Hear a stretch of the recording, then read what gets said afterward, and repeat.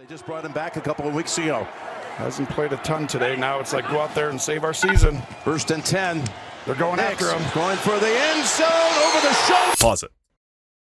Now, rightfully so, you might be wondering why I'm leading off the video with this play. It's an incredible throw from Bo Nix, and an even more ridiculous play given the situation. But when it came down to the do-or-die moments of the game, look at the play call defensively. I mean, it's pretty much as simple as you can get. You've got man-to-man coverage across the entire board, and one deep safety that's going to be serving as help over the top. But watch what happens post-snap of the football. 3 receivers were lined up opposite of that safety, and he doesn't help over the top. More or less, the call looks like it was to double-team Courtland Sutton's side of the field, and Denver cashed in on that gamble. Now, this play was great, but just imagine if they had a skill set like this for those gambles. I'm talking about a guy that's a 3-level receiver, one of the fastest in football, and a premium route runner. Well, now they've got it. And when you add that to the equation, it could change everything. Hasn't played a ton today. Now it's like go out there and save our season. First and 10. They're going Nix after him. Going Play of the drive. Here they come. There he goes, Waddle! Look at him fly! You can kiss him goodbye! Waddle, touchdown! 43-yard strike! So unless you've never heard of Jaylen Waddle, I don't think I need to explain to you why this trade looks good on paper. A top 10 passing attack in football just went out and added one of the fastest young vertical threats in the sport. Okay, that reasoning all by itself should be enough to grab your attention. But there's also a lot more to it than just looking at some of these stats. Denver's offense over the course of the last 2 years has relatively stayed the course with Bo Nix at quarterback, but Jaylen Waddle addresses a flaw. Well, he put up some really big numbers as a rookie, and this year his numbers have come back a little bit. Some of that is due to the offseason defensive coordinators getting an opportunity to study what you do well and try and limit some of those things. A year ago, one of the top throwers in the NFL airing the ball down the field over 20 yards. This year, not having nearly as much success downfield. Now, make no mistake about it. This offense very frequently still incorporated the deep ball, but their success in doing so took a pretty steep decline. Just go back a little bit to that rep we saw versus the Chiefs. A 2-play sequence like this is a perfect example of where you'll see Jaylen Waddle make that difference. So it's a 2nd and long scenario, and y'all already know what happens. All right, Troy Franklin's on an island by himself at the bottom of your screen, ends up getting a deep ball thrown his way that's just out of reach. But if you look just a little bit closer right off the snap of the football, this play is actually almost identical to the beginning of this video. Yet again, it's basic man-to-man coverage, but that one deep safety is blatantly favoring Courtland Sutton. Now, we're all smart here. It's pretty obvious why you double a guy like Sutton, but the result of that decision was mere inches away from a 50-yard pickup. So the very next snap we see, Kansas City's not taking that chance twice. You take your shots early. Get this defense off. If you don't do that against Kansas City, they will suffocate you. Rushing for Nix. Fires a bullet across the way. And there's that 3rd down specialist. It's Sutton picking up a 1st down. Sutton's on the outside, going to widen the stem in a deep dig route, and that was a bullet right into his chest. And if you step back and look bigger picture at this Broncos pass game, there's really 2 main roadblocks they had to maneuver. One of them was their opponents, basically making a clear and obvious effort to double-team Courtland Sutton, and the other was deciding where to go with the football if they were doubling Sutton. But here's the thing. If you wanted to take this conversation and look at it from Jaylen Waddle's perspective, it's pretty much the exact same story. Tyreek Hill was absent for the majority of this season in Miami, yet Waddle still had relatively high success when targeted. The name of the game with him was simply manufacturing as many one-on-ones as possible. And right here's a great illustration of that. Deep safety's going to plan a shade over to him. The cornerback's sitting about 9 yards off the line in coverage. Well, now fast forward not even 2 seconds, and it's actually a play-action concept that completely fooled the front line. That safety's now going to take the tight end coming directly at him, and if you fall for that jab against speed like this, you're screwed. Well, we talk about getting on the toes right there of the defensive back, and that's good on good right there. Man to man, that's Horn. Look, get on the toes and then open up his hips, right? Sell him on the inside route, cross his face, get to the outside route at the sticks. And when you got receivers that can get on the toes of DBs and get them turned around like that, that's why. Now, I also want to make another thing clear. Denver absolutely had speed split out wide at the position last year. They just didn't possess a 3-level threat and a separator of the caliber that Jaylen Waddle is. Simplest way to put it is that speed like his is felt all over the field. You've got the footwork in his release off the line, his start to stop getting into his breaks, even just the acceleration that he shows after the catch. You go and compare a skill set like his side by side with Denver's. I mean, a guy like Marvin Mims has an almost identical top-end speed when you look on paper. But a metric like this by itself, it only takes the deep ball into account. So not only is Jaylen Waddle going to consistently keep those secondaries guessing from top to bottom, but there's also not a soul in Denver that's happier he's a Bronco than this guy. So you know how we mentioned a couple times the idea of teams doubling up in coverage on Sutton? Well, technically they're not really double teams. But if I'm going to be honest, they're about as close as you can get. Just take this play real quick to show you an example of what I'm getting at. You've got a 2nd and long late in the 4th quarter.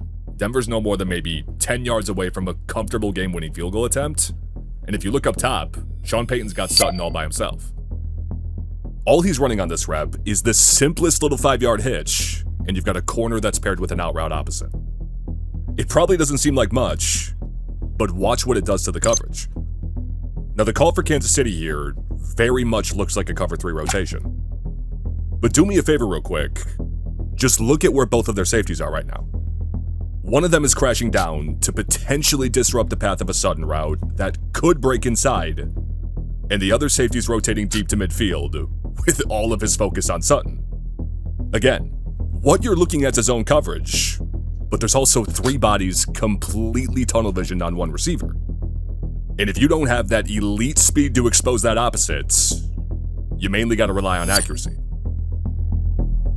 I promise you, I know that's great, the target line, but you watch these guys. Is someone coming or are they not? Here's Nix on 2nd and 8. Going for a big throw, and it's caught by Franklin. And the Broncos are set up now to win the game. I want you to watch. Watson's right here. He's asking, who do I have? Okay, I got him.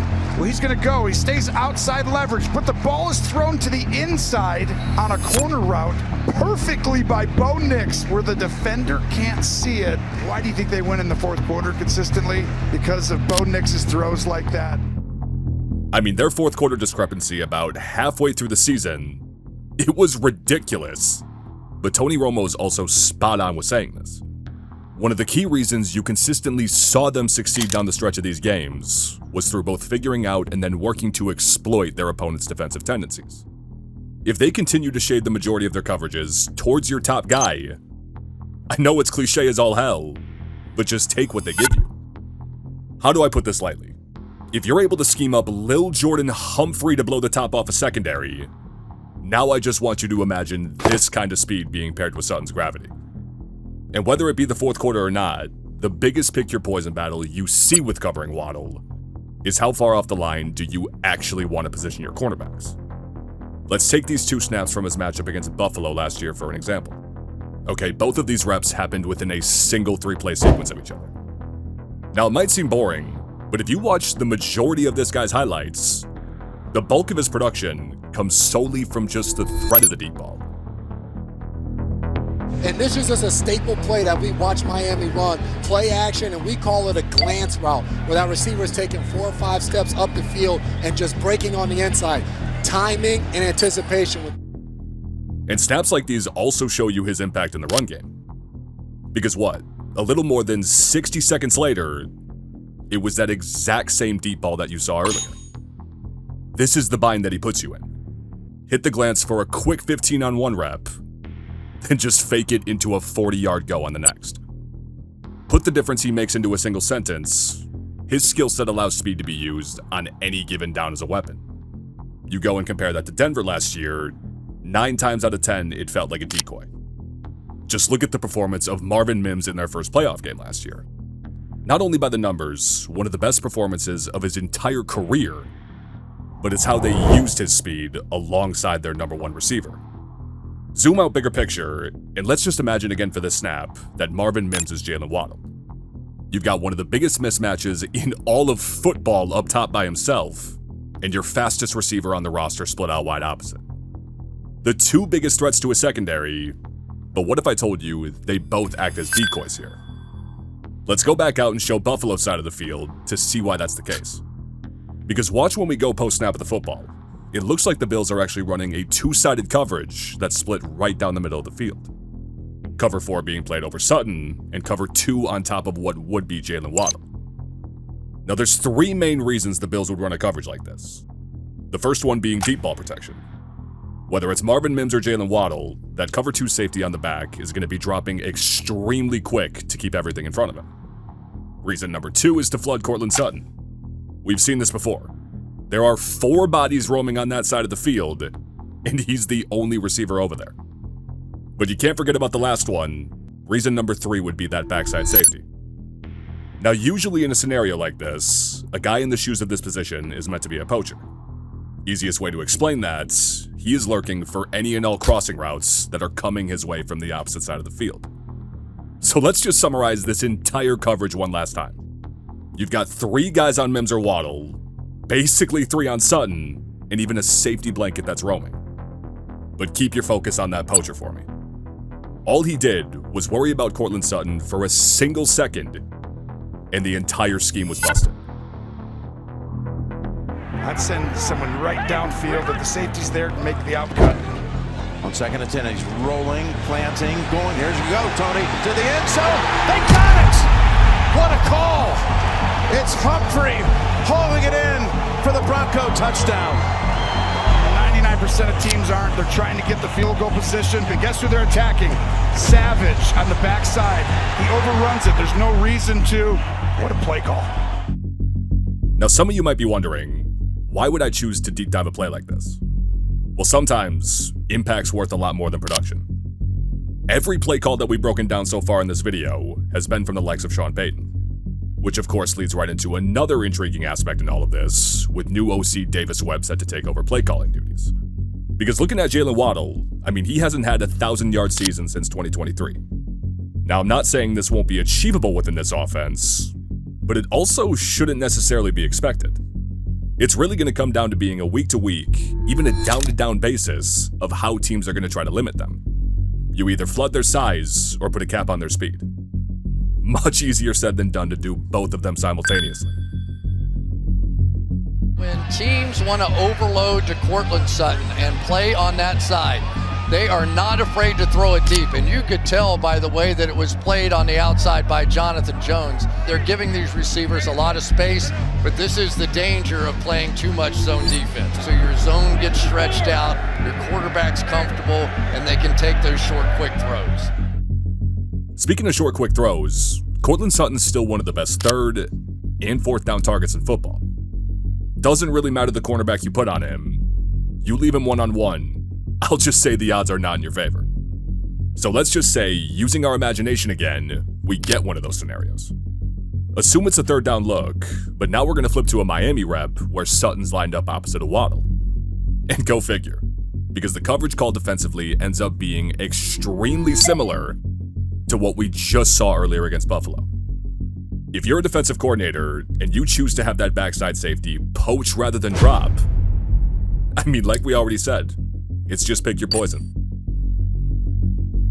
Territory. Dolphins begin at their own 40. Going deep, right there! What a perfect pass play, and the touchdown to Jaylen Waddle. 60 yards and a touchdown. This Denver pass game's got sky-high potential. All the pieces are falling in place for them to thrive. But the question if they'll actually end up doing so remains to be seen. So let me know what you guys think about all this in the comments. But either way, I appreciate y'all, thank you for watching, and I'll see you in the next one.